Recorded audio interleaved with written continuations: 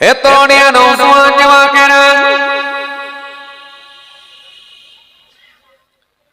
ইয়া মাই মুরব্বিরা, বাবা আসলে কেঁদে এই জন্য আমার আল্লাহ কোরআনের মধ্যে বললেন, লা তাহিনু ওয়া লা তাহজানু ওয়া আনতুমুল আলাউনা ইন কুনতুম মুমিনিন।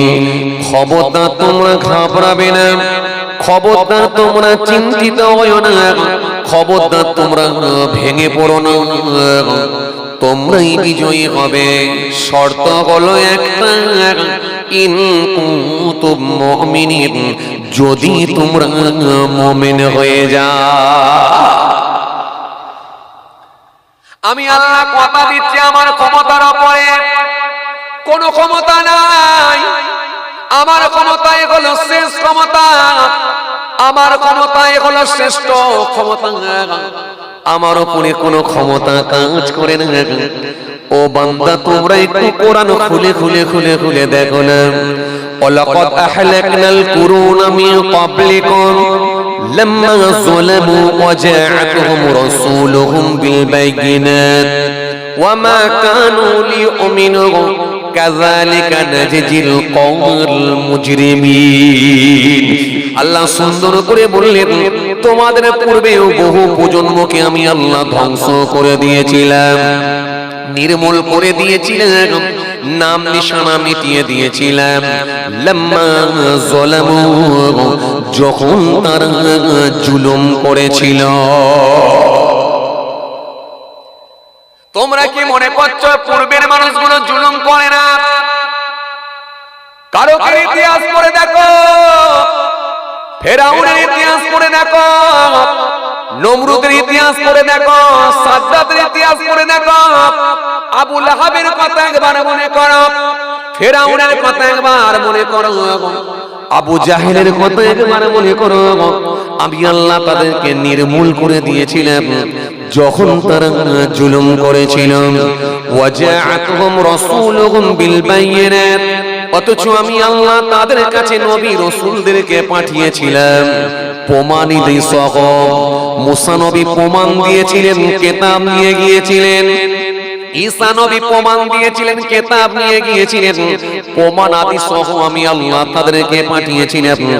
ওয়া জাআতুহুম রাসূলুহুম বিল বাইয়িনাত ওয়া মা কানু লিয়ুমিনু, কিন্তু তারা ঈমান আনে না। আমি আল্লাহ বলছি, কাযালিকা নাজজিল কওমাল মুজরিমিন। আর আমি আল্লাহ বলি, জালেমদেরকে শাস্তি প্রয়োগে আমি আল্লাহ হলাম অত্যন্ত কঠোর। ধরি না ধরি না ধরি না, যখন ধরব পালাবার আর জায়গা পাবে না। ধরি না ধরি না ধরি না, যখন ধরব আর যাবার কোনো রাস্তা পাবে না।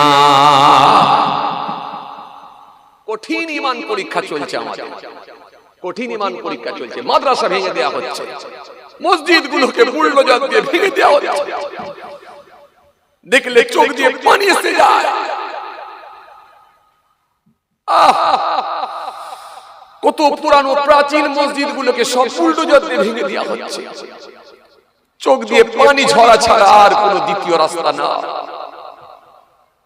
মানুষগুলো হাও হাও করে কাঁদছে। যে লোকগুলো মসজিদের জন্য দুটো কথা বলেছে, প্রতিবাদ জানাতে গেছে, সেই লোকগুলোকে মারতে মারতে তুলে নিয়ে গিয়ে অ্যারেস্ট করা হচ্ছে। নির্মম ভাবে তাদেরকে থানায় নিয়ে গিয়ে ঘেরা টপের মধ্যে নিয়ে গিয়ে নির্মম ভাবে তাদেরকে পেটানো হচ্ছে, অত্যাচার হচ্ছে। চোখ দিয়ে পানি। আল্লাহর ঘরকে বাঁচাতে, নবীর ঘরকে বাঁচাতে, কোরআনকে বাঁচাতে আজকে তারা সব কিছুকে বিসর্জন দিয়ে আল্লাহর ঘরের জন্য তারা জেলে বন্দী হয়ে গেছে। কেউ মাটির তলায় চলে গেছে, আল্লাহর ঘরকে বাঁচাতে গিয়ে তাদের জীবন চলে গেছে। কোথায় আছেন? এখনো তো আপনি ঘরেই আছেন, এখনো তো আপনি কাজ কারবার করছেন, ব্যবসা করছেন, এখনো তো আপনি ঘরে গিয়ে দুবেলা দুমুঠো খাচ্ছেন আরামের সঙ্গে, ছেলে মেয়েদের সঙ্গে হাসি ঠাট্টা করছেন। এরপরে একটা সময় আসবে কাঁদতে হবে। সে কান্নার দিন আসছে, আছেন? কাঁদতে হবে, একটা সময় আসবে। অন্যান্য স্টেটের মানুষ, অন্যান্য রাজ্যের মানুষ, পৃথিবীর অন্যান্য দেশের মানুষ তারা কাঁদছে, হাও হাও করে খালি কাঁদছে। মা বেঁচে আছে, কলিজার টুকরা বাচ্চাকে তুলে নিয়ে গিয়ে হত্যা করে দেওয়া হচ্ছে। স্ত্রী বেঁচে আছে, ঘর থেকে স্বামীকে টেনে হিচড়ে তুলে নিয়ে গিয়ে হত্যা করা হচ্ছে। স্বামী আছে, ঘরের ভেতর থেকে নিজের স্ত্রী, নিজের আহলিয়াকে তুলে নিয়ে গিয়ে নির্মম ভাবে তার উপরে পাশবিক অত্যাচার করে তাকে হত্যা করে দেওয়া হচ্ছে। চোখের সামনে তারা এগুলো দেখছে আর কাঁদছে। আর মালিক আল্লাহ দরবারে খালি কাঁদতে কাঁদতে বলছে, এছাড়া দ্বিতীয় আর কোনো রাস্তা না। কি বলছেন আপনি? আমি তো এখনো অনেক আরামে আছি। দাঁড়ান, হয়েছেটা কি? কোন রাস্তা নাই, কোন দিক নেই। আমি দেখে নিয়েছি, একেবারে বাড়ি লেভেল থেকে নিয়ে কেন্দ্র পর্যন্ত পুরো যেভাবে গুটি সাজিয়ে দিয়েছে, কোন রাস্তা নাই। পৃথিবীর অন্যান্য দেশ, কোন রাস্তা নাই। কঠিন ঈমান পরীক্ষা চলছে। এই জায়গায় যদি আপনি নিজের ঈমানকে যদি মজবুত না করতে পারেন, নিজের ঈমানকে যদি সতেজ না রাখতে পারেন, তাহলে মনে রাখবেন ইহকালও যাবে, পরকালও যাবে। নবী ইব্রাহিম খলিলুল্লাহকে আগুনে ফেলা হবে, আগুনের সামনে ইব্রাহিম নবী পৌঁছে গেছেন, তখনও কিন্তু আল্লাহ মেনেছেন, রবকে মেনেছেন, রবকে মেনেছেন।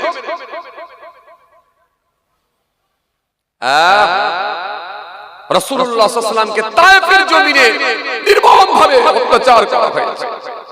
রক্তে জমিনটা লাল হয়ে, রক্তে জমিন লাল। ফেরেশতারা কাঁদছে, জিনেরা কাঁদছে। হযরত জিবরাইল ফেরেশতা এসে বলে, হুজুর হুকুম দেন, উহুদ পাহাড় তুলে নিয়ে আসছি, মিটিয়ে দাও, মিটিয়ে দাও। বলুন, আমার নবী বললেন, না, এরা আমাকে চেনে না, এরা আমাকে জানে না। আর এদেরকে যদি তুমি মিটিয়ে দাও, তোমরা যদি মেরে দাও, আগামী দিন আমাকে নবী কারা বলে ডাকবে, আল্লাহকে আল্লাহ বলে ডাকবে কারা? ডাকার লোক তো থাকবে না। এরা ভুল বুঝেছে, অত্যাচার করছে, আল্লাহ এদেরকে হেদায়েত দেয়। একটা সময় আসবে হয়তো এদের আলাওলাদরাও হেদায়েত হবে।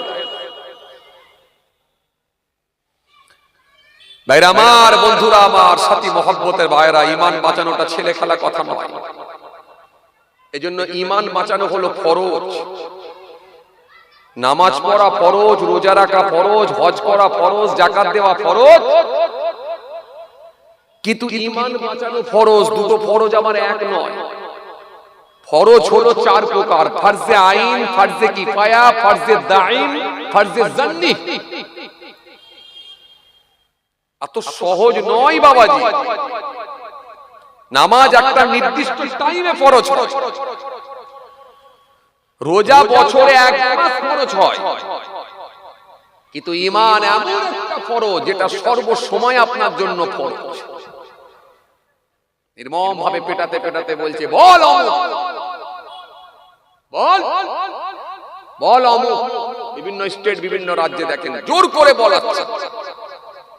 সহজ নয়। ঈমান চলে যাওয়া বললি চলে যাওয়া নয়, মারের চোটে, কষ্টের চোটে, নির্যাতনের শিকার হয়ে ওই মানুষগুলো তখন বলছে অমুক, বলতে বাধ্য হচ্ছে। কিন্তু মনে রাখবেন, অন্তর থেকে যখন ঘৃণা জানাবে, আমার মালিকের দরবারে ঈমানদার বলি গণ্য হবে। মুখ দিয়ে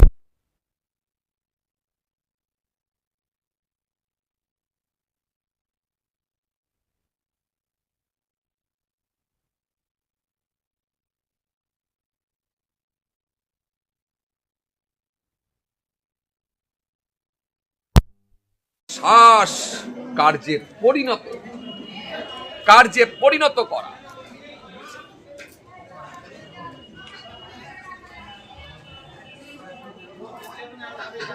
মুখে স্বীকার করা, অন্তরে বিশ্বাস করা, আর কার্যে পরিণত করা, বাস্তবায়ন করা, করে দেখানো, তবেই তো ঈমানদার। এত সহজ? এত সহজ নয়। ঈমান চলে যাওয়া বললি চলে যাওয়া নয়। আর একবার ইনশাআল্লাহ, মাশাআল্লাহ, সুবহানাল্লাহ, আলহামদুলিল্লাহ একবার কলমা জিকির করে দিলি ঈমানদার হয়ে যাবে, এটাও নয়। কথা কিছু বুঝতে পারছেন? খুব কঠিন। এই জন্য 24 ঘন্টা ঈমান বাঁচাতে হয়। ফরজে দাঈ সর্ব সময় আপনার জন্য ফরজ। জোহরের নামাজ নির্দিষ্ট টাইমে ফরজ হয়। কেউ যদি মনে করে জোহরের নামাজটা আমি রাত্রিতে পড়বো, হবে না। হবে? আর 8টার সময় যদি বলে জোহরের নামাজ পড়বো, হবে? কথা বলেন, হবে না। রাত 8টা, 8:30টার সময় এশার নামাজ, ওই এশার নামাজটাকে যদি কেউ মনে করে আমি বিকেল 4টের সময় পড়বো, হবে? হবে না। এই জন্য একটা নির্দিষ্ট টাইমে ফরজ হয়, কিন্তু ঈমান এমন একটা ফরজ যেটা 24 ঘন্টা আপনার জন্য ফরজ। এই জন্য জীবনে একবার কলেমা পড়া হলো ফরজ, আর কলেমার অর্থের উপরে মৃত্যু পর্যন্ত বিশ্বাস স্থাপন করা সেটা হলো ফরজে দাঈ। মানে এই অর্থের উপরে, মানের উপরে আপনাকে বিশ্বাস করতে হবে লা ইলাহা ইল্লাল্লাহ মুহাম্মাদুর রাসূলুল্লাহ সাল্লাল্লাহু আলাইহি ওয়াসাল্লাম। লা নেই, কি নেই? ইলাহা কোন মাবুদ, কোন স্রষ্টা, কোন সৃষ্টিকর্তা নেই। কোন মাবুদ নেই, কোন স্রষ্টা নেই, কোন সৃষ্টিকর্তা। জি, লা ইলাহা ইল্লাল্লাহ, নেই কোন মাবুদ, নেই কোন স্রষ্টা, নেই কোন সৃষ্টিকর্তা, ইল্লাল্লাহ, কেবলমাত্র আল্লাহ ছাড়া। আল্লাহ ছাড়া কোনো মাবুদ নাই, আল্লাহ ছাড়া কোনো স্রষ্টা নাই, আল্লাহ ছাড়া কোনো সৃষ্টিকর্তা নাই। পরে কি বলা হলো? মুহাম্মাদুর রাসূলুল্লাহ সাল্লাল্লাহু আলাইহি ওয়াসাল্লাম। এই মুহাম্মদ সাল্লাল্লাহু আলাইহি ওয়াসাল্লাম আল্লাহর নবী, আল্লাহর রাসূল, আল্লাহর প্রিয় দূত। এই কালেমা শরীফটা জীবনে একবার পড়া হলো ফরজ, আর কলেমার অর্থের উপরে মৃত্যু পর্যন্ত বিশ্বাস স্থাপন করা হলো ফরজে দাঈ। এই জন্য যদি কোনো ব্যক্তি একবার শ্রদ্ধার সঙ্গে কলেমা শরীফ পড়ে, আল্লাহ এত খুশি হয় তার নেকির খাতায় 4000 নেকি আল্লাহ লিখে দেয়। 4000 গুনাহকে আল্লাহ মাইনাস করে দেয়। এই জন্য ঈমানদার লোক, তাকওয়াওয়ালা লোক যদি আপনি হয়ে যেতে পারেন, কোনো চাপ নেই, কোনো চাপ নেই। আপনার মৃত্যু হতে দেরি, জান্নাতে যেতে দেরি নেই। জোরে বলতে পারেন না? শুধু জাস্ট মৃত্যু। মাসিয়া রাদিয়াল্লাহু তাআলা আনহাকে যখন কড়ার মধ্যে ফেলা হবে, গরম তেলের মধ্যে যখন ফেলে দেয়া হবে, পরপর সবকে ফেলে দেয়া হচ্ছে, নমরুদের অত্যাচার,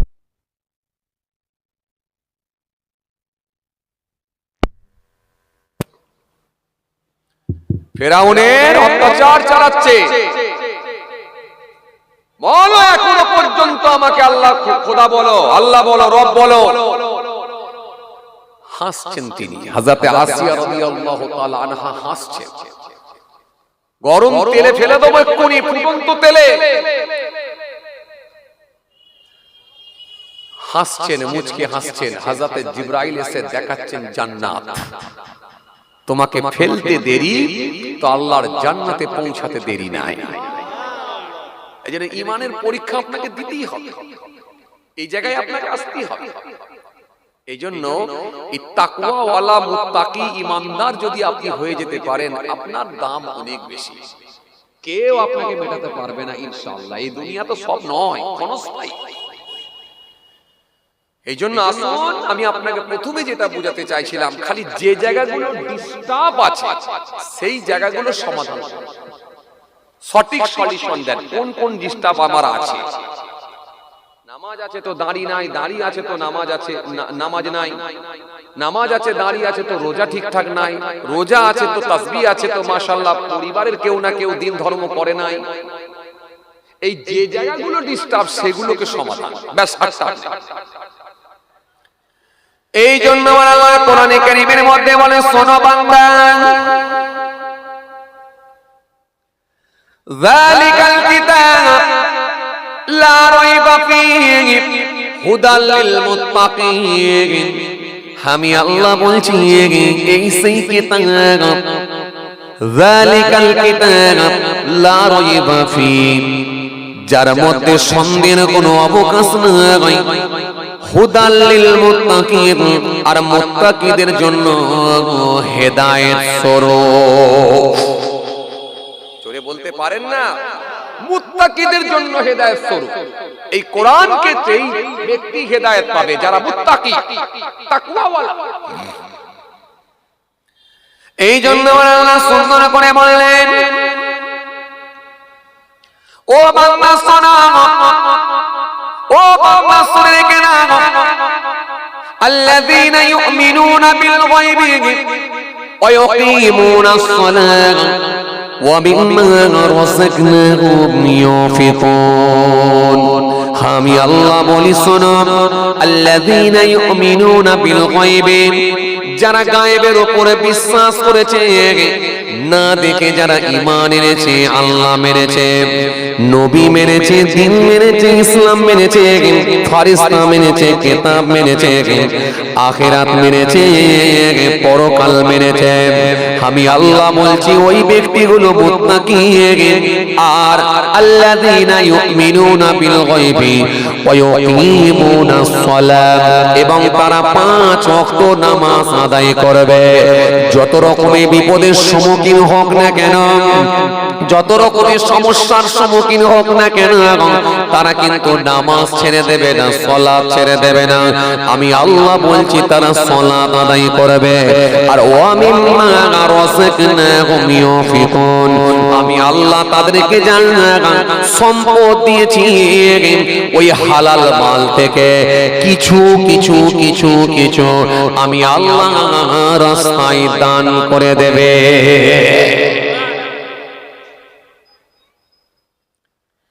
মিলিয়ে দিতে হবে আপনাকে। কোরআন আপনাকে সব বলে দিয়েছে। নামাজ আছে আপনার, ঈমানও এনেছে, কিন্তু একটা ফকির সাহেবের সঙ্গে খারাপ আচরণ করে ফেললেন, লাল চোখ দেখিয়ে কথা বললেন, এলাকা ছাড়া করে দিলেন, ক্ষমতার অপব্যবহার দেখালেন। আপনাকে মেলাতে হবে, এত সহজ নয়, মিলিয়ে দিতে হবে আপনাকে। এই জন্য আল্লাহ সুন্দর করে বলে, শোনো বান্দা, তারা যেমন গায়েবের উপরে বিশ্বাস করবে,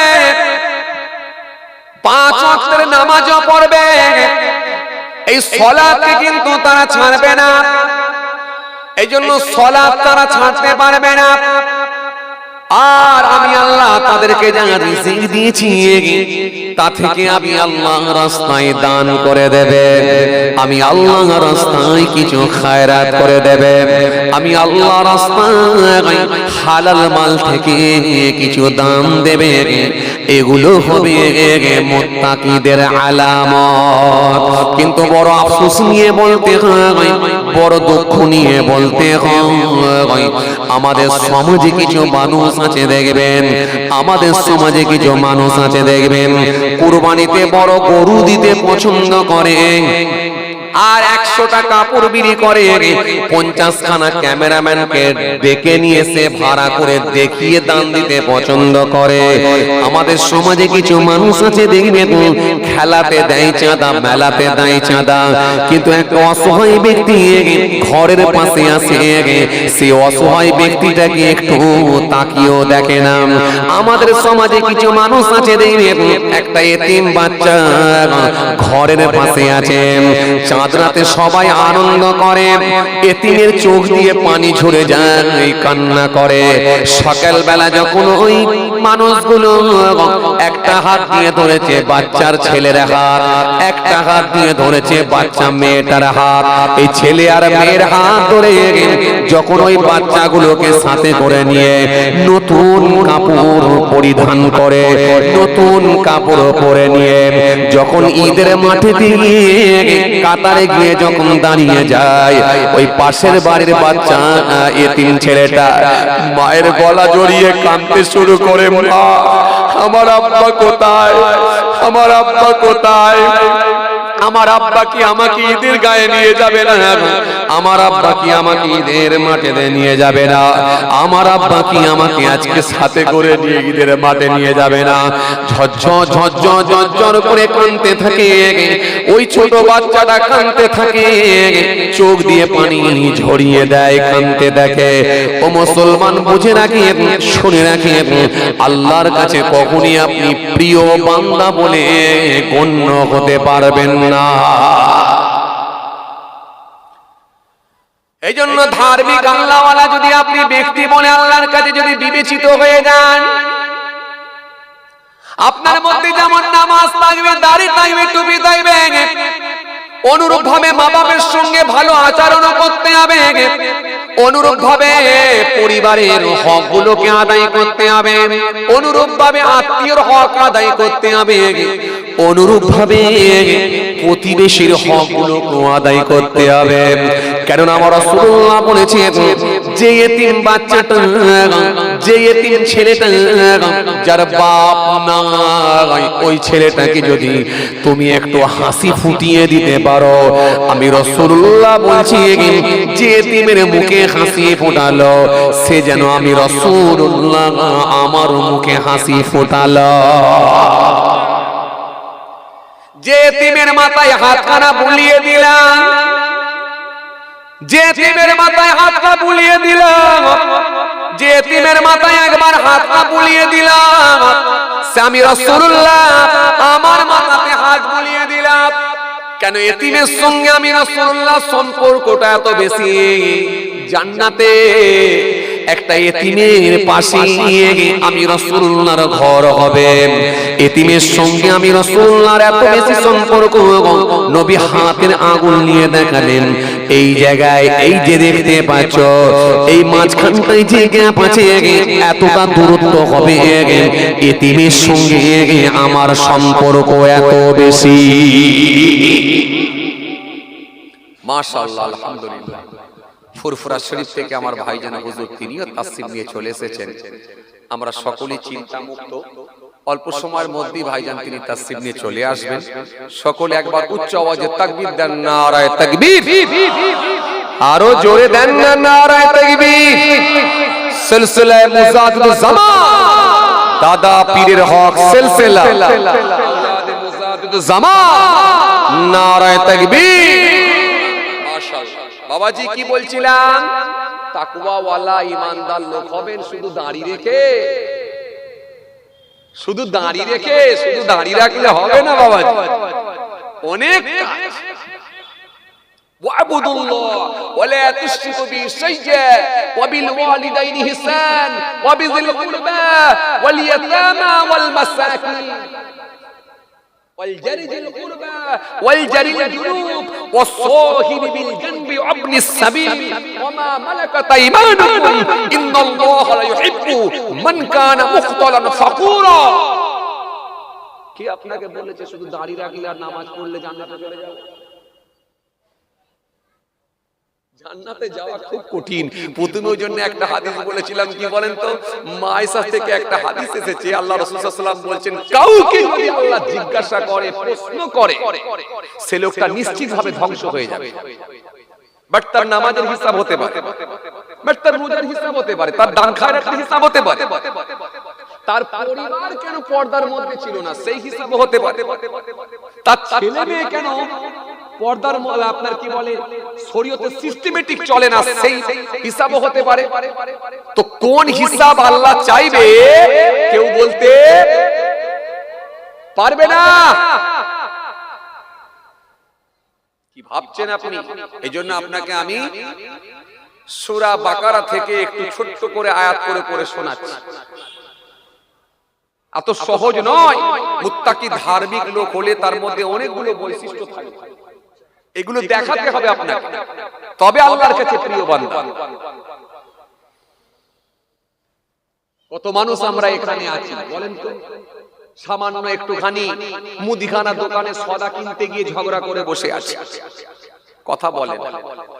কত মানুষ এখানে আমরা আছি বলেন তো, প্রতিবেশীর সঙ্গে একটু জমির আলকাটাকে কেন্দ্র করে, বীজ বোনাকে কেন্দ্র করে, বা ওষুধ ছড়ানোকে কেন্দ্র করে এমন ঝগড়া, সেই মনোমালিন্য, সেই মনের যে ফাটল ধরেছে সে এখনো আছে। মাপ তো চেয়েও নিতে পারি না, নিজেও মাপ করতে পারি না, চাপ অনেক। এত সহজ নয়। এই জন্য আল্লাহ সুন্দর করে বলে, শোনো বান্দা,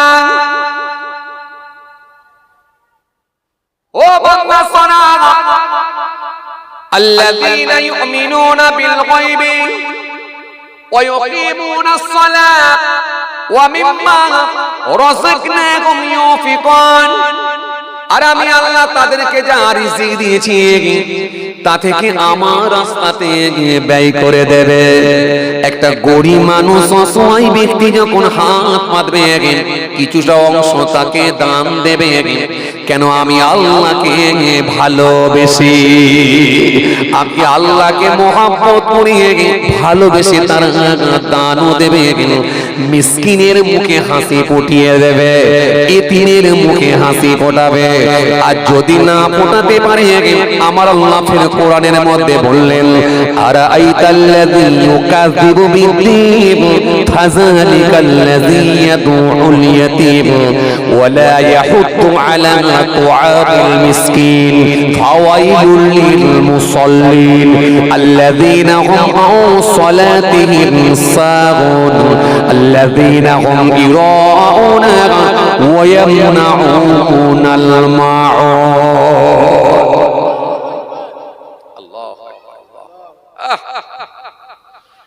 সুন্দর করে আল্লাহ আয়াত দিয়ে বলে, শোনো বান্দা, ও আমার হাবিব শুনে রাখেন, আপনি কি তাদেরকে দেখেছেন যারা কিয়ামত দিবস সম্পর্কে মিথ্যাচার করে?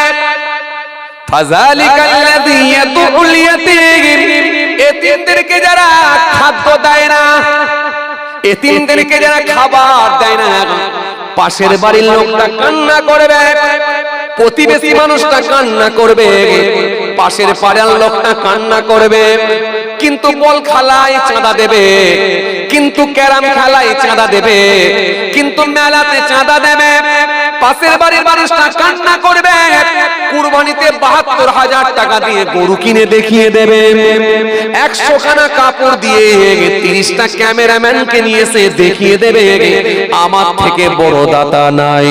কিন্তু আমি আল্লাহ বলছি, পাশের বাড়ির মিসকিনটা, এতিমটা কান্না করবে।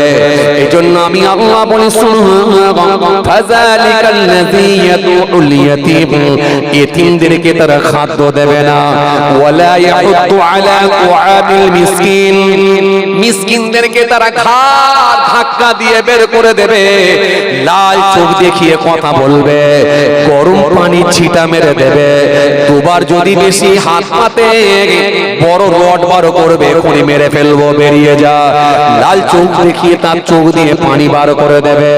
আমি আল্লাহ বলছি, শুনো, ফাযালিকাল্লাযী ইয়াদউল ইয়াতীম ওয়া লা ইয়াহুদ্দু আলা তুআমিল মিসকিন। আমি আল্লাহ বলি, ফাওয়াইলুল লিল মুসাল্লিন, ওই নামাজিগুলোর জন্য হলো কপাল ফাটা, কপাল ফাটা, কপাল ফাটা, কপাল ফাটা। ওরা নামাজ পড়েছে, নামাজ নামাইশি হয়ে যাবে, দাড়ি টুপি সব অ্যাডভার্টাইজ করা হয়ে যাবে, দেখানো হয়ে যাবে, কিন্তু আমি আল্লাহর কাছে তাদের কোনো উপকারে আসবে না। কি বলেছিলাম বলেন দেখিনি আপনাদেরকে? ছিদ্র বন্ধ করে আমল করতে, মনে আছে আপনার? যে জায়গায় ডিস্টার্ব সেই জায়গায় সমাধান দেয়, সঠিক সলিউশন দেন, বলেছিলাম না বলিনি? তাহলে নামাজ যদি বেকার হয়ে যায়, দাড়ি টুপি যদি বেকার হয়ে যায়, আপনি আল্লাহর দরবারে আর কি দেখাবেন? কথা বলে না। হিয়ারিং এ ডেকেছে আপনাকে, আপনার কাগজ সাবমিট করতে হবে, আপনাকে নোটিশ সাবমিট করতে হবে। 12টা প্রুফের ভেতরে যদি একটাও না থাকে, কি দেখাবে? আন্দোলনের চোটে যদি বাই চান্স যদি কোন রকম ভাবে যদি এটাকে যদি চেঞ্জ করা যায়, যা কোন রকম ভাবে যদি কেন্দ্র সরকার যদি নিয়ম যদি পাল্টায়, তাহলে ভিন্ন কথা, আলাদা কথা। আর নালে যদি সিস্টেমেটিক হয়, 12টা নথি যদি না একটাও থাকে, আপনি কি দেখাবেন? কথা কিছু বুঝতে পারছেন? কিন্তু বড় আফসোস এটাই, বড় দুঃখ এটাই, এসআইএফ তো হচ্ছে শুধু মুসলমানদের জন্য। এটা তো শুধু এসআইআর বলা যায় না, ঘুরিয়ে হচ্ছে এনআরসি। এনআরসি নামটাকে উজ্জ্বল রেখে এসআইআর দিয়ে চালানো চলছে। কারণ আমি এই পর্যন্ত যত জায়গায় গিয়ে খবর পেয়েছি, প্রত্যেকটা জায়গায় একই কথা।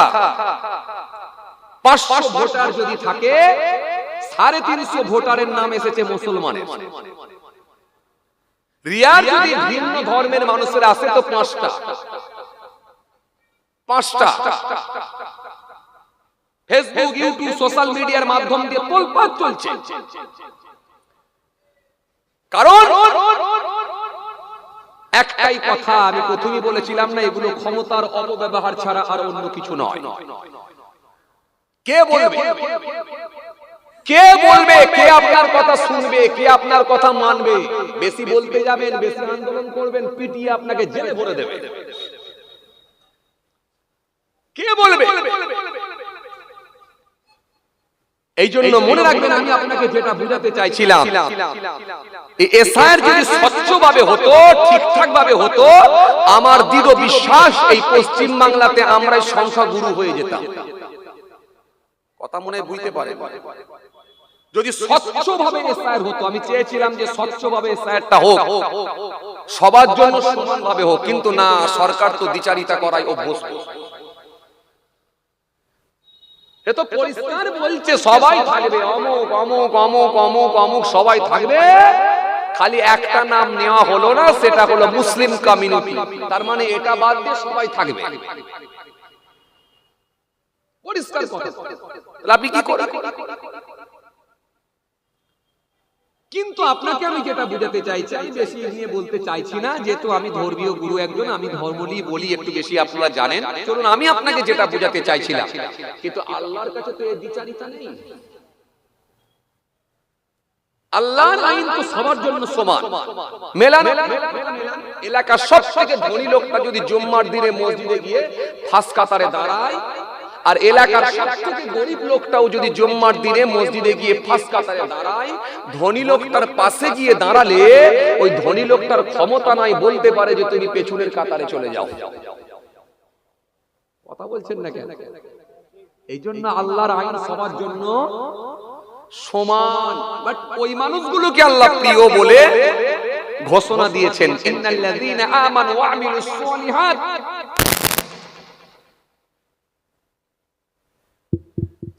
কানাত লাহুম জান্নাতুল ফিরদাউসি নুজুলা। ইন্নাল্লাযীনা আমানু ওয়া আমিলুস সালিহাত লাহুম জান্নাতুন তাজরি মিন তাহতিহাল আনহার যালিকাল ফাওজুল কাবীর। ومن يعمل من الصالحات من ذكر أو أنثى وهو مؤمن فأولئك يدخلون الجنة ولا يظلمون نقيرا। আল্লাহ সুসংবাদ দিয়ে দিয়েছেন, কিন্তু আইন সবার জন্য সমান। একটা ঠেলাওয়ালার জন্য যে আইন, একটা হুজুর সাহেবের জন্য সে আইন, একটা বেগুনওয়ালার জন্য যে আইন, একটা হাজী সাহেবের জন্য সে আইন, একটা সবজি বিক্রেতার জন্য যে আইন, একটা ইমাম সাহেবের জন্য সে আইন, একটা পটলওয়ালার জন্য যে আইন, একটা পীর সাহেবের জন্য সে আইন। আইন কিন্তু আল্লাহর সবার জন্য সমান। তার মানে আল্লাহর আইনে কোনো দ্বিচারিতা নাই, কোনো উঁচু বংশ নিচু বংশ বলে কিছু নাই।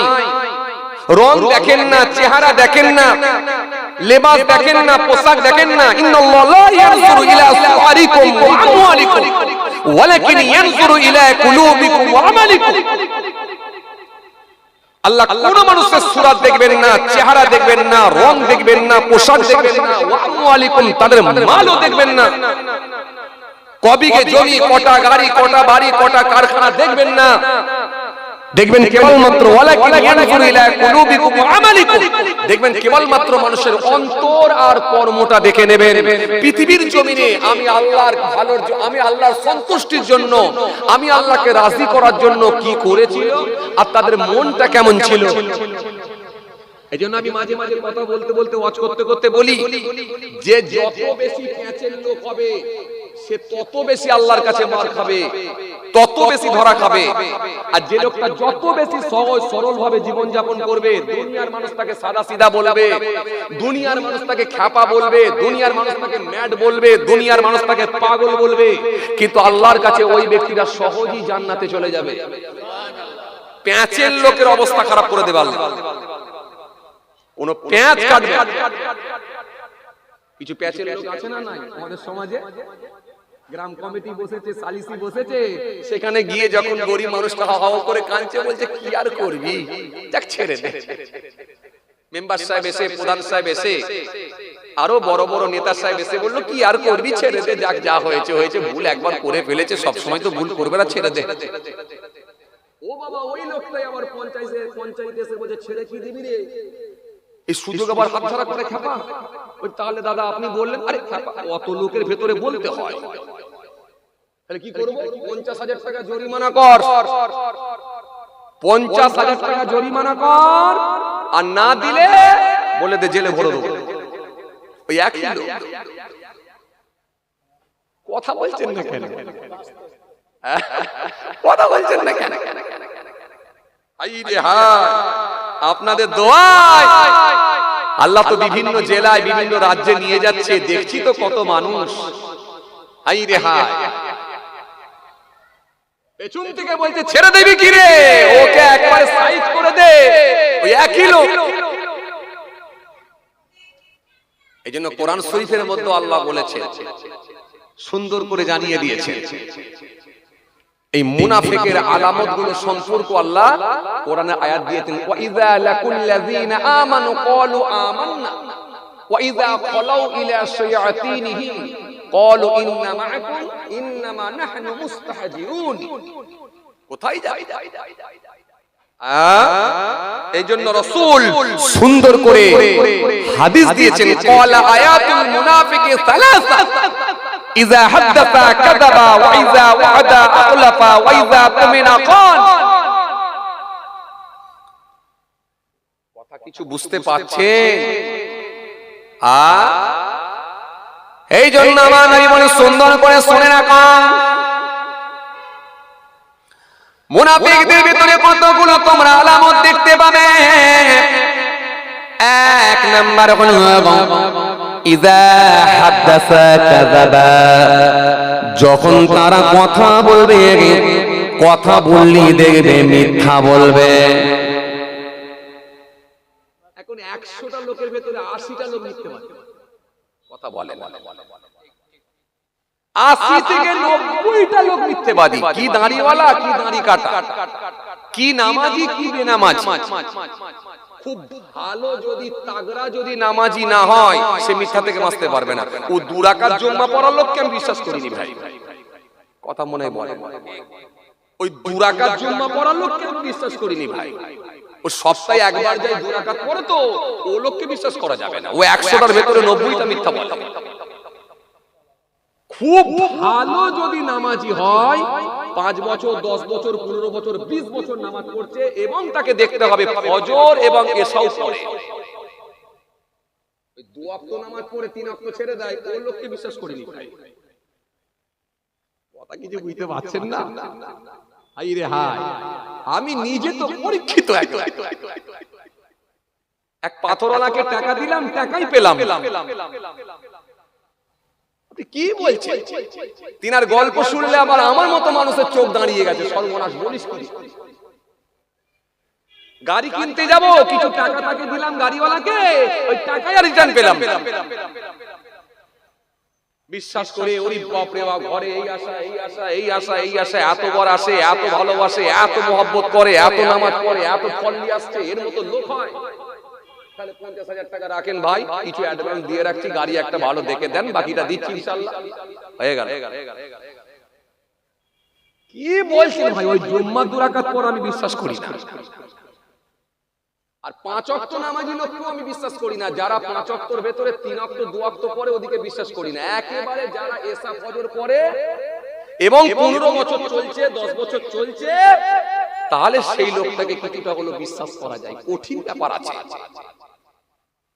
এই যে রাসূল বলছেন, ইযা হাদাসা কাযাবা, কথা বললে সে মিথ্যা বলবে। তোমাকে এমন ভাবে মিথ্যার কাছে ফেলে দেবে, তুমি বুঝতে পারবে না, বুঝতেই পারবে না, তুমি বুঝে উঠতে পারবে না। তুমি মার্কেটে গিয়ে একটু ফল কিনতে যাবে, ফলের দোকানে তুমি যখন যাবে, ওই ফলের দোকানদার এত বড় 2 নম্বর লোক হবে যে আপেলগুলো যে জায়গাগুলো পচন ধরেছে, দাগ লেগেছে, সেগুলো দেখবে নিজের দিকে ঘুরিয়ে রাখবে, আর কাস্টমারের দিকে দেখবে ফ্রেশ দিকটা দেখাবে। তুমি সহজ মনে সরল মনে ওই ফল দোকানে গিয়ে বলবে, ভাই এত সুন্দর সুন্দর ফল 1.5 কিলো আপনি প্যাকেট করে রাখেন, আমি একটু ভিতরে কাজ মিটিয়ে আসছি। ওই 1.5 কিলো আপেল তুমি কিনে নিয়ে যাবে, ওর ভেতরে দেখবে 3টে 4টে পচা ঘরে গিয়ে দেখবে। তুমি আম কিনতে যাবে, হিমসাগর বলে তোমাকে মিষ্টি আম বলে তোমাকে ঠকিয়ে দেবে, বাড়িতে গিয়ে দেখবে মুখি দিতে পারবে না। খালি তোমার পা থেকে মাথা পর্যন্ত আগে তাকিয়ে দেখে নেবে লোকটা ঝগড়া করতে পারে কি পারে না।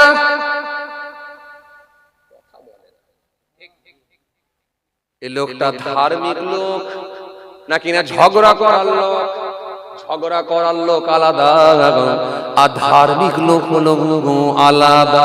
এই জন্য চেহারা দেখলে, ড্রেস দেখলে, পোশাক দেখলেও কিছুটা আঁচ করা যায়। এই জন্য ওরা দেখলেই বুঝতে পারে আসলে কোনটা খেলাড়ি লোক আছে। ভাই কথা বুঝতে পারছেন? যেই দেখবে একজন নামাজি দাড়িওয়ালা সহজ সরল মানুষ, বুড়ো মানুষ এসে দাঁড়িয়েছে, অমনি তোমাকে ঠকতে হবে। তুমি এক গাড়ি বালি নেবে, এক গাড়ি তুমি বালি নেবে, তোমাকে 4 ফুট বালি বলে 3.5 ফুট বালি দিয়ে দেবে, দিয়ে এমন ভাবে রড মারবে, মেরে তোমাকে 4 ফুট দেখাবে, কিন্তু পরে যখন তুমি ঢেলে নেবে পরে বুঝতে পারবে 3.5 ফুট আছে। তুমি 5000 ইট কিনবে, ইট ভাটা থেকে 1 নম্বর ইটের টাকা দিয়ে আসবে, ওর ভেতরে তুমি 2001 নম্বর পাবে, আর 2000 তুমি 2 নম্বর পাবে, আর 1000 তুমি 3 নম্বর পাবে। 1 2 3 রকমের মাল, 1000 2000 3 আর 2000, মোট 5000 ইট কিনবে, কিন্তু এই 5000 ইটের ভেতরে 3 রকম পাইল থাকবে, কিন্তু তোমার টাকাটা 1 নম্বরের টাকাই নেবে। ধার্মিক লোকগুলো জিজ্ঞেস করে দেখেন না বাবা, আমি বলছি কেন, মেলান না আপনি। এই জন্য আল্লাহ সুন্দর করে আমরা শোনেন হাবিব, ওয়াইযা লাকুল্লাযীনা আমানু ক্বালু আমান্না ওয়াইযা খালাউ ইলা শায়াতিনহিম ক্বালু ইন্না মা'আকুম ইন্নামা নাহনু মুস্তাহজিউন। হ্যাঁ আমার হাবিব শুনেন, ওই মুনাফিক লোকগুলোর আলামত কি জানেন? ওরা যখন মুমিনদের কাছে যাবে, মুমিনদের কাছে গিয়ে বলবে আমরা তোমাদের দিকেই আছি। আবার যখন দেখবে ওরা কাফেরদের কাছে যাবে, গিয়ে বলবে আমরা তোমাদের দলে আছি। মুমিনদেরকে নিয়ে ঠাট্টা করবে, ওরা পরিহাস করবে, ওরা মাশকারা করবে, মজাক করবে, পরিহাস করবে, উপহাস করবে, পরিহাস করবে মুমিনদেরকে নিয়ে। হা হা করে হেসে বলবে মুমিনরা আমাদেরকে চিনতে পারে না। আজও দেখেন কত 2 নম্বরই লোক ঈদের দিনে দেখবেন ঈদও পরে মুমিনদের পাশে এসে দাঁড়িয়ে যায়। আরে কথা বলেননি কেন? আজও দেখবেন কত 2 নম্বরই লোক, মুনাফিক লোক, জুমার দিনে 2 রাকাত নামাজ পড়ে মুমিনদের পাশে এসে দাঁড়িয়ে যায়। মুমিনরা বুঝতে পারে না, খোলা মনে মেসে ওরা মনে করে এরা মনে হয় আমাদের মতোই আল্লাহওয়ালা ঈমানদার। কিন্তু না না না না না, আসলে কিন্তু ওরাই হলো পাক্কা বাটপার মুনাফিক। এই মুনাফিকের লোকের সংখ্যা আজকের দিনে বেড়ে গেছে। সাংবাদিককে বলেছে মেরে ফাটিয়ে ফেলেছে মুর্শিদাবাদ, ব্যান্ডেজ করা আছে, ব্যান্ডেজ করা আছে, হাত ব্যান্ডেজ, পা ব্যান্ডেজ। কিন্তু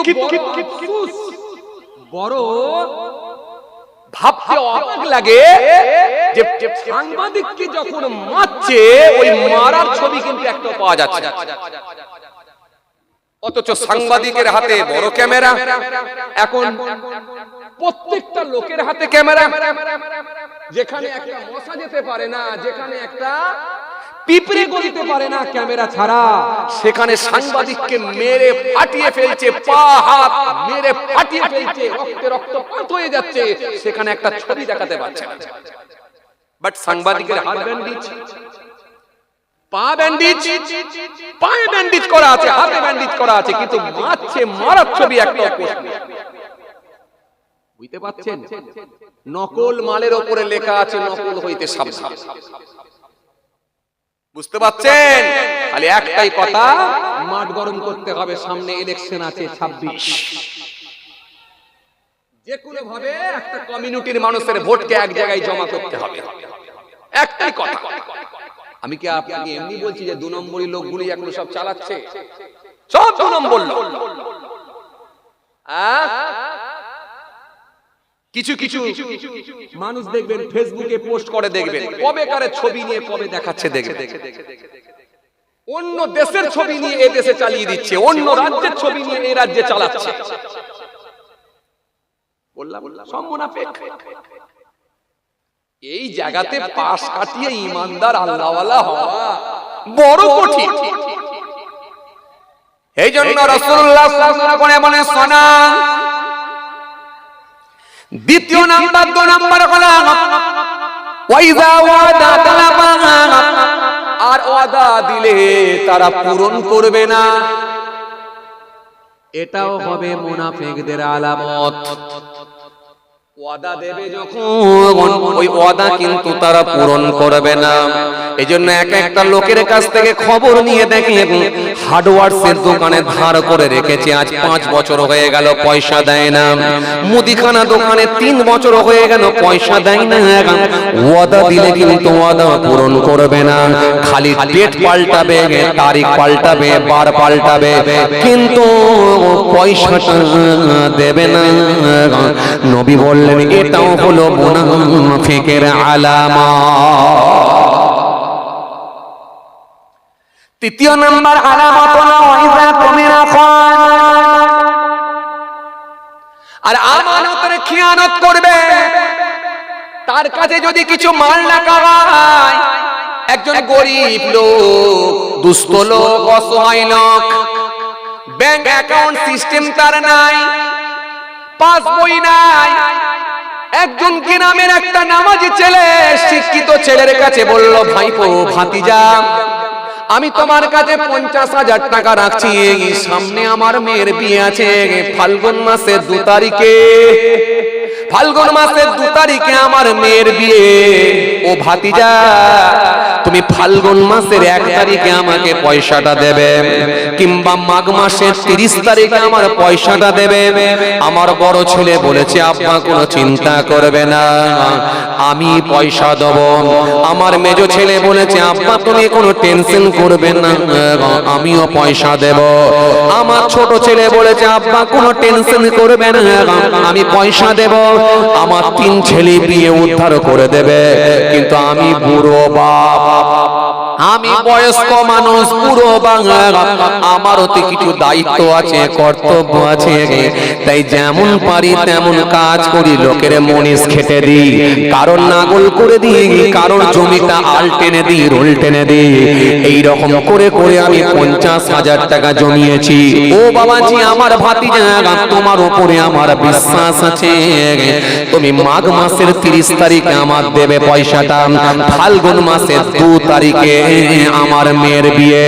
যখন আপনি এই কথা বলে ওই যুবকটার কাছে আপনি 50,000 টাকা রেখে দিলেন, কাউকে কিছু জানালেন না, ঠিক মাঘ মাসের 30 তারিখ হয়ে গেল, 30 তারিখে গিয়ে যখন ওই চাচা পয়সা চাইতে যাচ্ছে, ভাতিজা পয়সাটা দাও, তখন ওই ছেলেটা বলছে পয়সা কিসের পয়সা? পয়সা কোথা পয়সা?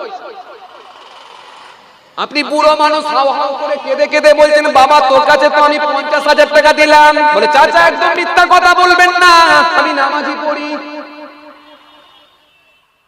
তার কথা কায়দা কারণের কথা, তার টেকনিক্যাল কথা, তার এত কায়দার কথা, এত সুন্দর করে গুছিয়ে কথা বলতে পারে, ওই গুছিয়ে কথা বলে লোকের সামনে আপনার মতো বয়স্ক লোকটাকে মিথ্যেবাদী বলে প্রমাণ করে দেয়।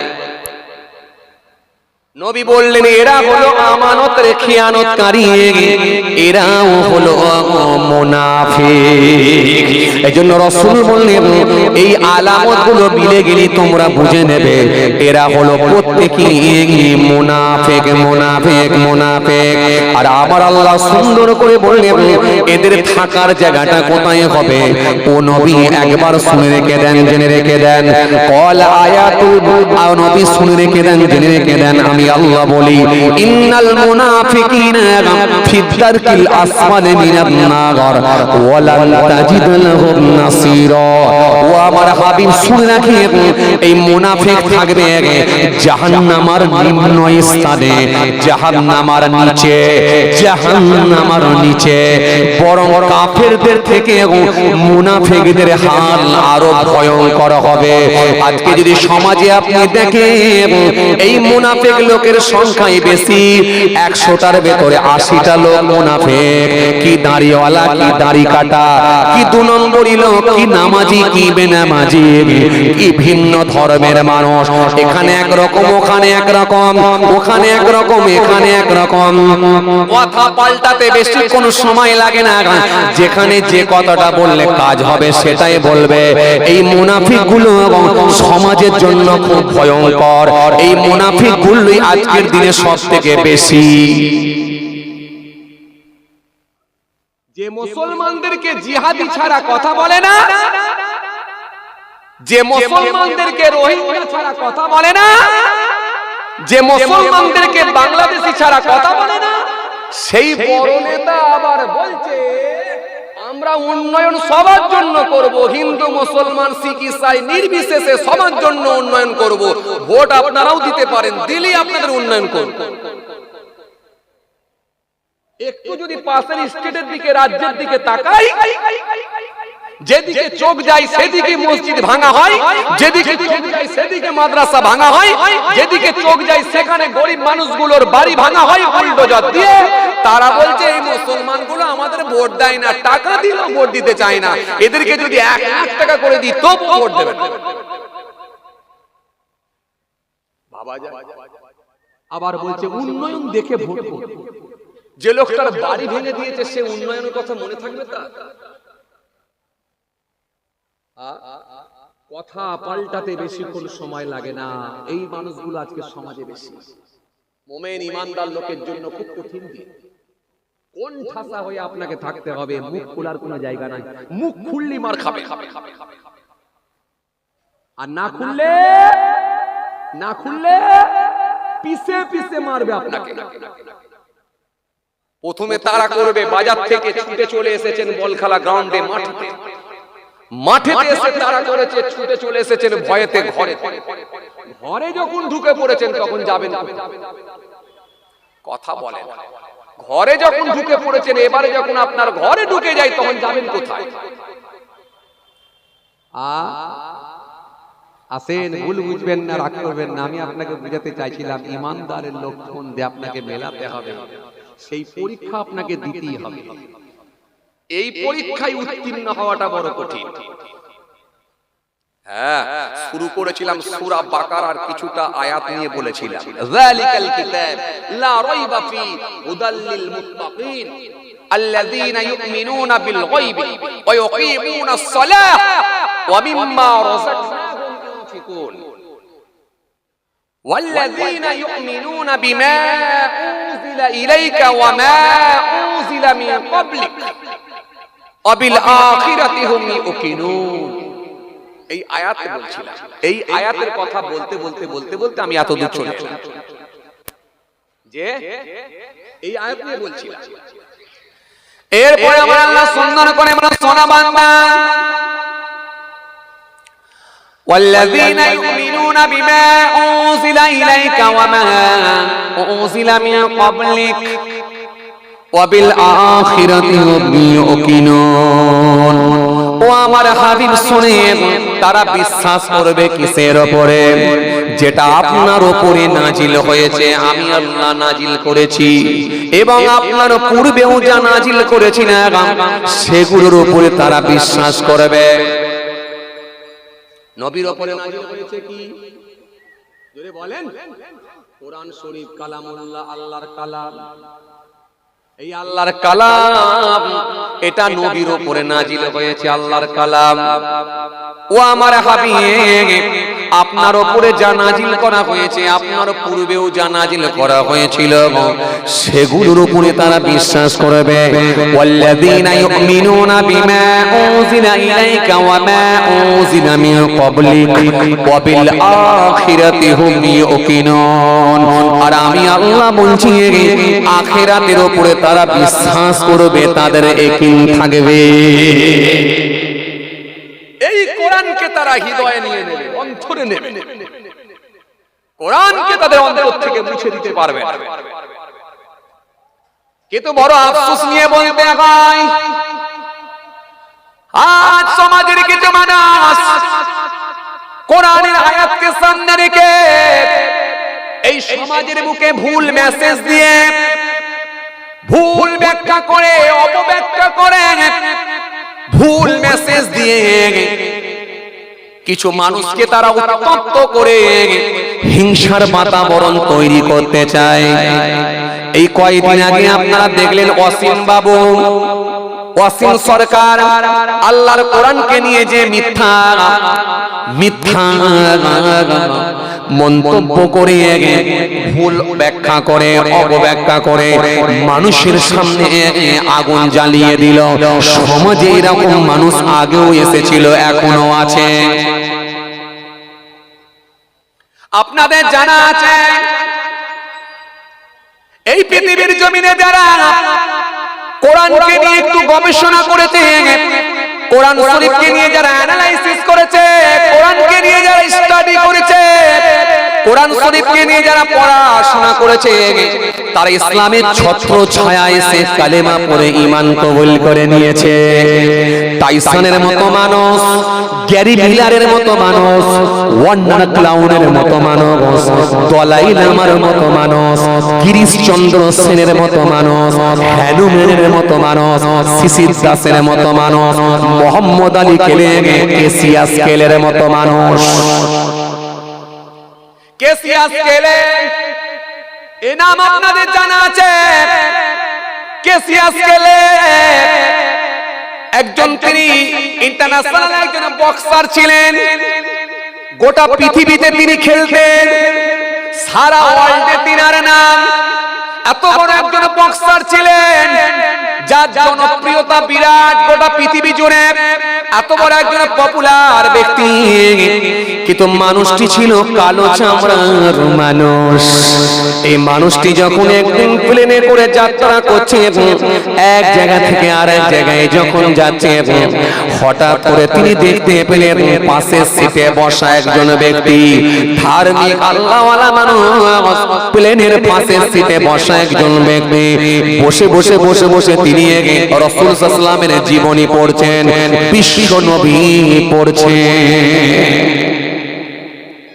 নবীর জীবনী যখন পড়তে লেগেছেন, দেখতে পেলেন কেসিয়াস কেলে সেই সময় বলেছিলেন, এক্সকিউজ মি, দয়া করে শুনবেন, আমাকে একটু বইটা দেন, একটু আমাকে পুস্তকটা দেন, আমি একটু পড়তে চাই। কেসিয়াস কেলে যখন বইটা দেয়া হলো, কেসিয়াস কেলে ওই বইটা পড়তে শুরু করে দিলেন।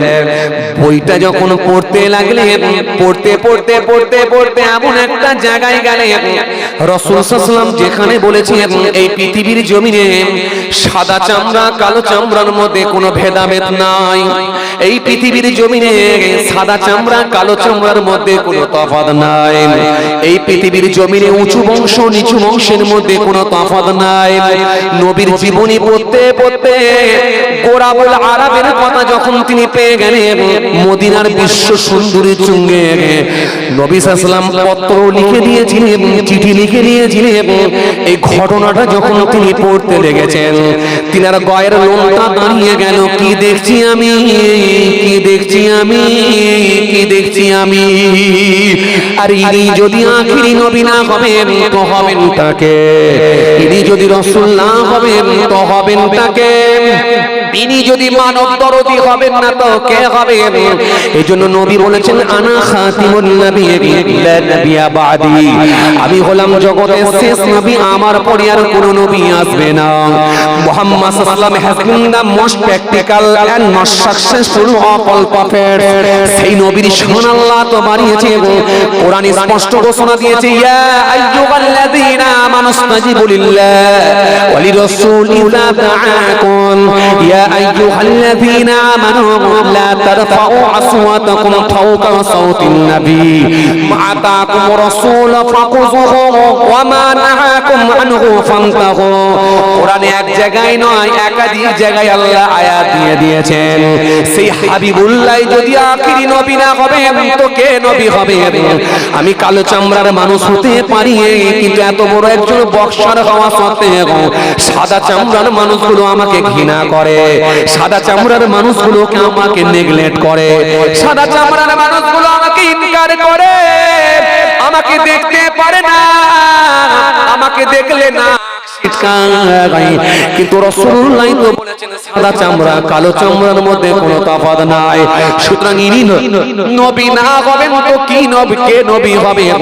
সেই কেসিয়াস গেলে ফ্লাইট থেকে নিচে নেমে এসে নবীর আদর্শের কাছে মুগ্ধ হয়ে কলেমা পড়ে ঈমান কবুল করে নিলে।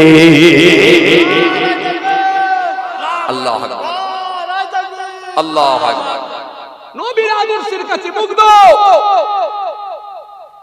আজ পৃথিবীর জমিনে তাকান, শুধু মুসলমানকে যে নির্যাতন করা হচ্ছে তা না, ভিন্ন ধর্মের মানুষদের দিকে তাকান। ব্রাহ্মণ্যবাদী যারা আছে, নিচু বংশের মানুষদের উপরও তারা অত্যাচার করে, প্রহার করে। উঁচু বংশের মানুষগুলো নিচু বংশের মানুষকে দেখতে পারে না। আমরা দেখতে পাই সোশ্যাল মিডিয়ার মাধ্যম দিয়ে, কোথাও মন্দিরের কল থেকে একটু পানি খেয়েছে বলে তাকে পিটিয়ে মেরে ফেলেছে। জি, এগুলো হয়। উঁচু বংশের মানুষ নিচু বংশের মানুষকে দেখতে পারে না, ভিন্ন ধর্মের দিকে তাকান। কিন্তু আমার রাসূল সুন্দর করে সমান অধিকার দিয়ে গেছেন, আলাদা আলাদা বিচারিতা তিনি করে যান না। সেই থেকে ভুল বের করবে, কারণ হিম্মত আছে। আল্লাহ নিজের কোরআন শরীফের মধ্যে সুন্দর করে জানিয়ে দিলেন, ওয়া ইন কুনতুম ফি রাইবিন মিম্মা নাযালনা আলা আবদিনা فأتوا بسورة من مثله وادعوا شهداءكم من دون الله إن كنتم صادقين। আল্লাহ নিজে চ্যালেঞ্জ দিলেন, চ্যালেঞ্জ দিয়ে বললেন এই কোরআনের ভেতরে ভুল তো দূরের কথা, কোনো সন্দেহ না। যদি তোমরা চ্যালেঞ্জ অ্যাকসেপ্ট করো, যদি তোমরা চ্যালেঞ্জকে গ্রহণ করো, আমি আল্লাহ বলছি কোরআনের মতো একটা সূরা তৈরি করে আয়াত তৈরি করে দেখো, পৃথিবীর যার খুশি সাহায্য, আমার কোনো অসুবিধা নাই, আমার কোনো আপত্তি নাই, আমি আল্লাহর কোনো অসুবিধা নাই, যার খুশি সাহায্য দাও। কার সাহায্য নেবে বলো? আমেরিকার মানুষের সাহায্য নেবে নাও, ব্রিটেনের মানুষের সাহায্য নেবে নাও, ইংল্যান্ডের মানুষের সাহায্য নেবে নাও, ফ্রান্সের মানুষের সাহায্য নেবে নাও, জাপানের মানুষের সাহায্য নেবে নাও, কোনো আপত্তি নেই, যার খুশি সাহায্য নাও। আমি আল্লাহর সাহায্য ছাড়া কোরআনের মতো একটা সূরা তৈরি করে আয়াত তৈরি করে দেখাও, ইন কুনতুম সাদিকিন, যদি তোমরা সত্যবাদী হও দেখাও। এই চ্যালেঞ্জে আজ পর্যন্ত কেউ অ্যাকসেপ্ট করতে পারেনি, এই চ্যালেঞ্জের জায়গায় কেউ আসতে পারেনি। আর এই কোথাকারের কে? অসীম বাবু, অসীম সরকার, দুটো আমরা ভাতে দেশ, সে বলছে আমি কোরআনের ভুল বের করে দিয়েছি। পাগলে কি না বলে, ছাগলে কি না খায়, কোথায় নেতাজি আর কোথায় পিয়াজি, কথা বলে, কোথায় জ্যোতি বোস, কোথায় তখ্ত বোস, এগুলো সব কথাই মানুষ বলে না। 1980 সালে মক্কার জমিনে একটা কনফারেন্স হয়েছিল, এডুকেশনাল কনফারেন্স, 1980 সালে। এই কনফারেন্সে সারা পৃথিবী থেকে হায়ার এডুকেটেড মানুষগুলো এই কনফারেন্সে অ্যাটেন্ড করেছিল। ফ্রান্সের একজন বিখ্যাত ডক্টর তিনি গিয়েছিলেন, মানে স্পেশালিস্ট ডক্টর, সার্জন, যার নাম হলো ডক্টর মারিস বুকাইল। তিনি ওই চ্যালেঞ্জে তিনি ওই কনফারেন্সে অ্যাটেন্ড করলেন মক্কার জমিনে গিয়ে। মক্কার জমিনে গিয়ে যখন এই কনফারেন্সে গিয়ে অ্যাটেন্ড করেছেন, সৌদি আরবের একজন বিখ্যাত শায়খ তিনি উঠে দাঁড়িয়ে বললেন, কোরআন শরীফের এই আয়াতটা পড়ে বললেন, আল্লাহ চ্যালেঞ্জ দিয়েছেন কোরআনের মধ্যে কোনো ভুল নাই। আর এই চ্যালেঞ্জ যদি কেউ গ্রহণ করো, কোরআনের মতো একটা সূরা তৈরি করে আয়াত তৈরি করে দেখাও, কোরআনের ভিতরে কোনো ভুল নাই, আল্লাহ নিজে বলেছেন যদি তোমরা সত্যবাদী হও করে দেখাও, যার খুশি সাহায্য না, কোরআনের মধ্যে কোনো ভুল না। যখন এই কথা সৌদি আরবের বিখ্যাত শায়খ তিনি যখন উঠে বলে দিয়েছেন, সঙ্গে সঙ্গে দেখা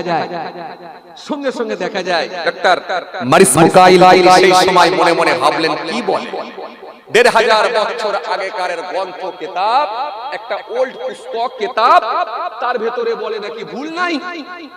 ঠিক আছে, ফ্রান্সের জমিনে যাই, আমি চ্যালেঞ্জ করছি, এর ভুল বের করে আমি দেখাবো, গোটা পৃথিবী পর্যন্ত আমি পৌঁছে দেবো যে আমি ভুল বের করেছি।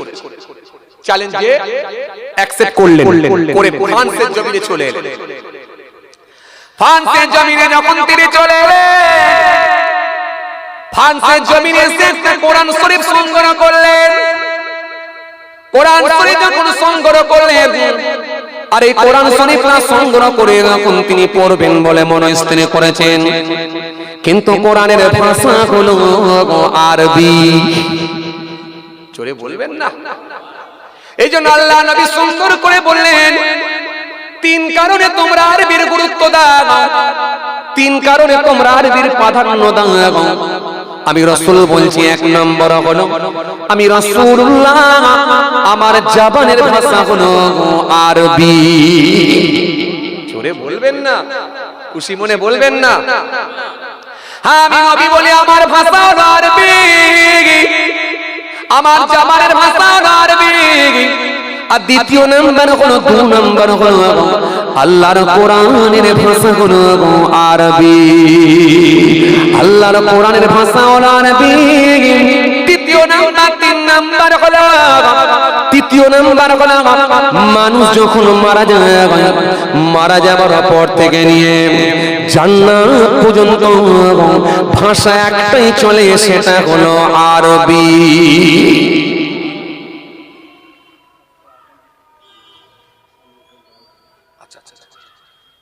একটাই আজান, একটা 15 জামাত, 10 মিনিট আছে, যাক যাক।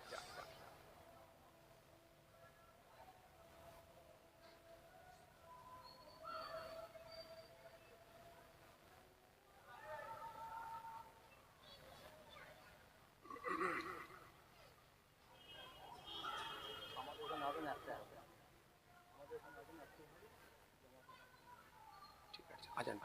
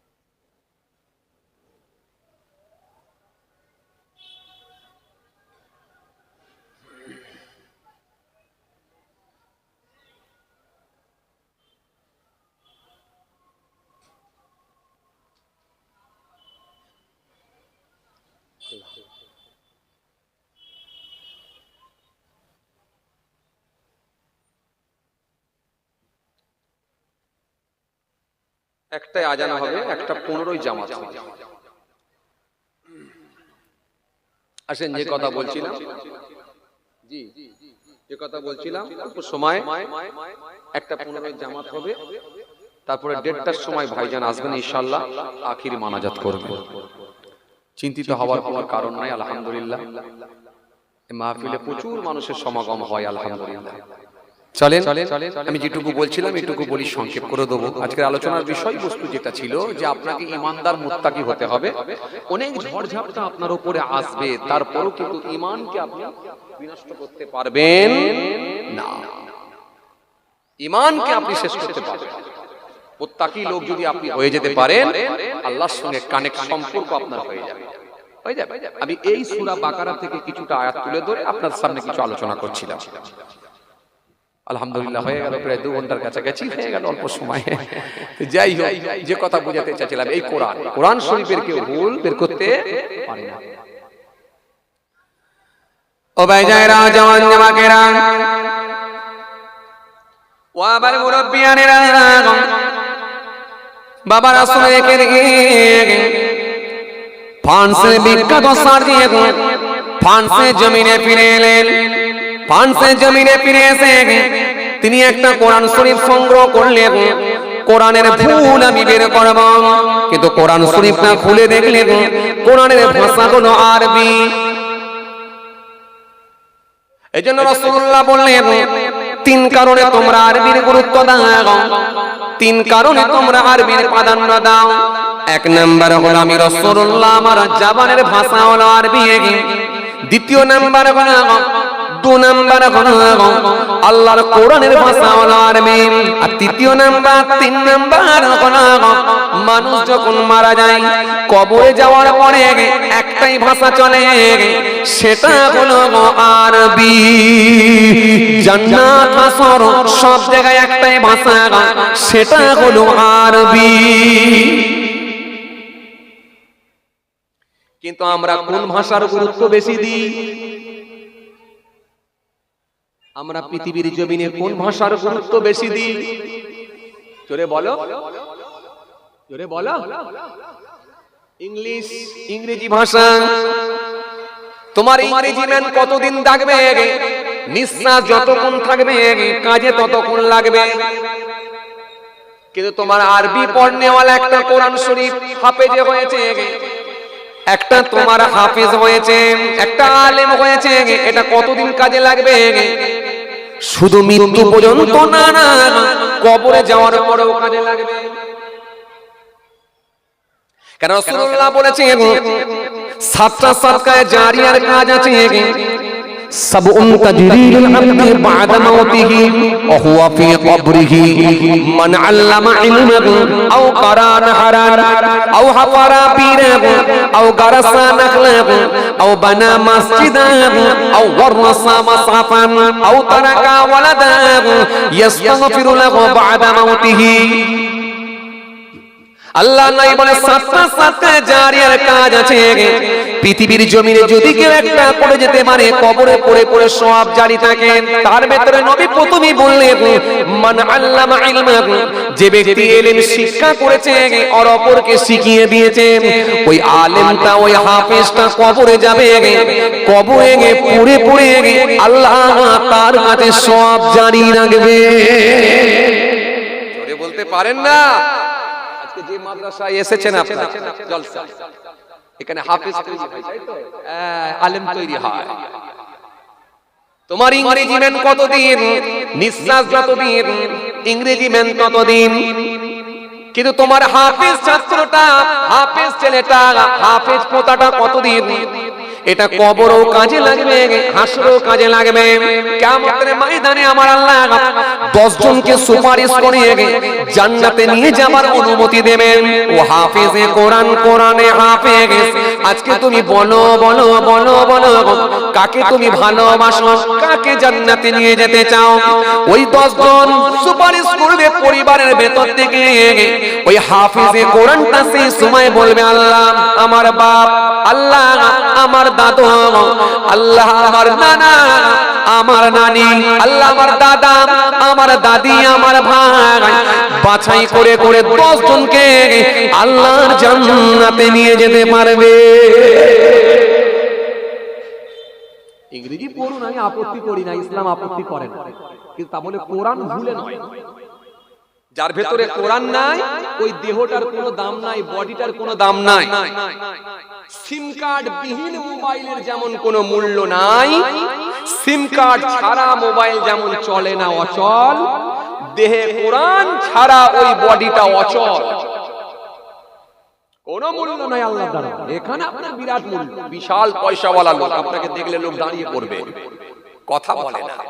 জুমার দিনে স্করপিও গাড়ি নিয়ে যখন দাঁড় করাবেন মসজিদের সামনে, সাদা চুস্তা পায়জামা, সাদা পাঞ্জাবি, নেটের টুপি পরে, সারা গায়ে খুশবু মেরে যখন চামড়ার বুট পরে মসজিদের সিঁড়িতে রেখে উঠবেন, লোকে আপনাকে জায়গা ছেড়ে দেবে, দিয়ে ফাঁস কাতারে বসার জায়গা করে দেবে।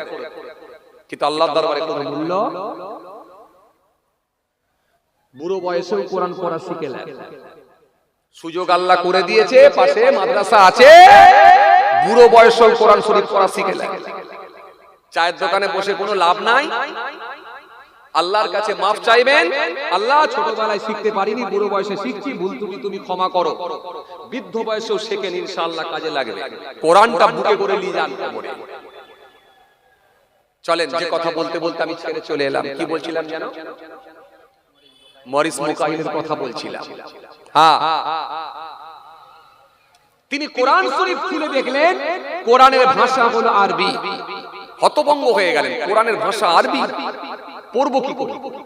আমার ল্যাঙ্গুয়েজ তো ইংলিশ, ইংরেজি, আমি ইংরেজি ভার্সনের মানুষ, আমি ইংলিশ ভার্সনের মানুষ, আমার ভাষা, আমার ল্যাঙ্গুয়েজ তো ইংরেজি, তো কোরআন পড়বো কি করে? কোরআনের ভাষা তো আরবি, পড়বো কি করে? চিন্তিত হয়ে পড়লেন। একটা কোরআন শরীফ সংগ্রহ করেছেন, খুলে দেখছেন আরবি লেখা। যেমন অসীম বাবু বলছে না, কোরআন শরীফ আমি সংগ্রহ করেছিলাম, যে কোরআন শরীফটার দাম দিয়েছে কত? 21,000 টাকা। আমি তো কোনোদিন এত বড় হয়ে গেলাম, কোনোদিন কোন কোরআন শরীফের 21,000 টাকা দাম শুনিনি। হ্যাঁ, দিয়ে দেন। ও, তাহলে তো হয়ে গেছে, তাই থাক, আর সময় নেবনি, আল্লাহ নিয়ে এলে আবার কোনোদিন আলোচনা হবে ইনশাআল্লাহ। সবাই আমার জন্য দোয়া করবেন, আমিও আপনাদের জন্য দোয়া রাখি। আজান হবে, আজানের পরে জামাত হবে, তারপরে ইনশাআল্লাহ ফুরফুরা দরবার শরীফ থেকে ভাইজান হুজুর কিবলা তিনি এসেছেন, আখিরি মানাজাত করবেন। আলহামদুলিল্লাহ, সকলেই আপনারা জানেন জনাব হযরত পীরজাদা আলহাজ মাওলানা সাফিরি সিদ্দিকী আল কুরাইশি সাহেব, মাশাআল্লাহ আমারই মামাতো ভাইজান পীরজাদা ভাইজান হুজুর এসেছেন। আলহামদুলিল্লাহ, এখন বাতিলের ভেতরে আতঙ্ক তৈরি করে দিয়েছে, কথা ঠিক কিনা ভুল বলেন? বাতিলের আতঙ্ক। আলহামদুলিল্লাহ, খুব ভালো আলোচনা করেন এবং খুব ঝাঁঝালো ভাষায় আলোচনা করে, আপনারা জানেন। মাশাআল্লাহ, সুন্দর আলোচনা করবেন, আপনাদের খেদমতে আলোচনা হবে, আপনারা সকলেই আলোচনা শ্রবণ করবেন মাশাআল্লাহ। আর শেষে আমার জন্য একটু দোয়া রাখবেন, সকলকে মোহাব্বতে সালাম দিই। আসসালামু আলাইকুম।